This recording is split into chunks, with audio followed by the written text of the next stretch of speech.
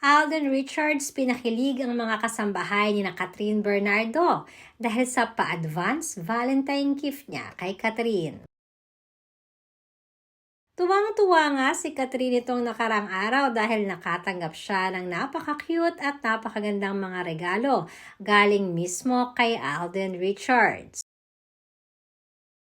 Hindi na nga nakatiis at ipinakita na at ibinahagi ni Catherine ang mga cute na laruan gawa ng Pop Mart. At ayon rin sa pag-verify ng aming source ay mismo kay Alden nga di umano galing ang mga laruan na ito. Ito kasi di umano ang isa sa mga hilig ngayon ni Catherine ay ang mga Pop Mart toys and accessories. Matatanda ang nauna na ding nag-collect si Catherine ng mga Pop Mart plushie toys na minsan ay ginamit na din ito na accessories sa kanyang mga bags.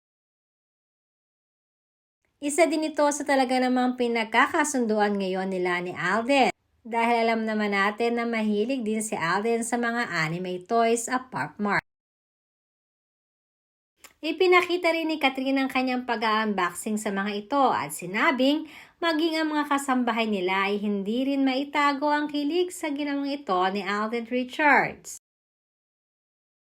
Gulat na gulat ang mga ito nung dumating ang mga bagahe dahil sa napakalalaki ng mga ito.